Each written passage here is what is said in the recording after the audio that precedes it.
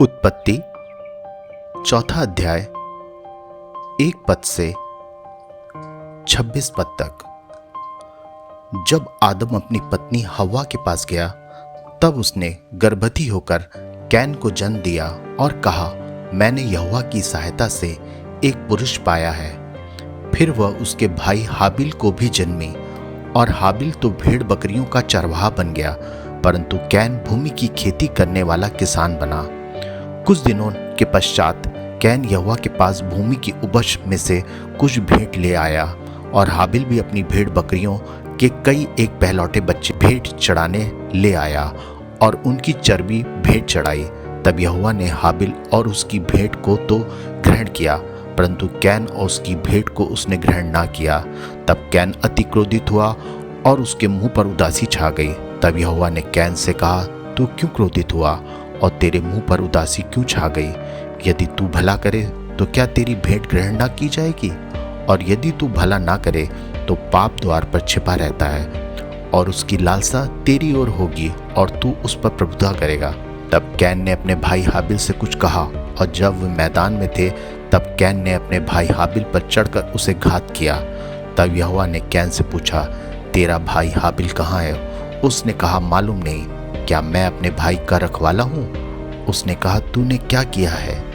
तेरे भाई का लहू भूमि में से मेरी ओर चिल्लाकर मेरी दुहाई दे रहा है, इसलिए अब भूमि जिसने तेरे भाई का लहू तेरे हाथ से पीने के लिए अपना मुंह खोला है, उसकी ओर से तू शापित है।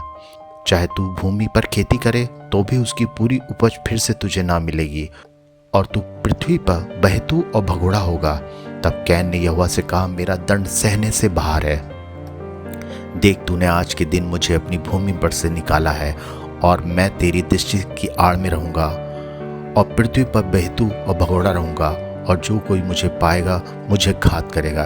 इस कारण यहोवा ने उससे कहा, जो कोई कैन को घात करेगा उससे 7 गुना पलटा लिया जाएगा। और यहोवा ने कैन के लिए एक चिन्ह ठहराया, ऐसा ना हो कि कोई उसे पाकर मार डाले। तब कैन यहोवा के सम्मुख से निकल गया और नोद नाम देश में जो अदन के पूर्व की ओर रहने लगा। जब कैन अपनी पत्नी के पास गया, जब वह गर्भवती हुई और हनोक को जन्मी, फिर कैन ने एक नगर बसाया और उस नगर का नाम अपने पुत्र के नाम पर हनोक रखा। और हनोक से इराद उत्पन्न हुआ और इराद ने मोयाल को जन्म दिया और मोयाल ने मतुशाएल को और मतुशाएल ने लिमेक को जन्म दिया। और लिमेक ने 2 स्त्रियां ब्याह ली, जिनमें से एक का नाम आदा और दूसरी का सिल्ला है। और आदा ने याबाल को जन्म दिया। वो तंबू में रहना और जानवरों का पालन, इन दोनों रीतियों का उत्पादक हुआ। और उसके भाई का नाम यूबाल है। वो वीणा और बांसुरी आदि बाजों के बजाने की सारी रीति का उत्पादक हुआ। और सिल्ला ने भी तुबलेकैन नाम के एक पुत्र को जन्म दिया। वह पीतल और लोहे के सब धार वाले हथियारों का गढ़ने वाला हुआ। और तुबलेकैन की बहन नामा थी। और लेमेक ने अपनी पत्नियों से कहा, हे आदा और हे सिल्ला, मेरी सुनो। हे लेमेक की पत्नियों, मेरी बात पर कान लगाओ।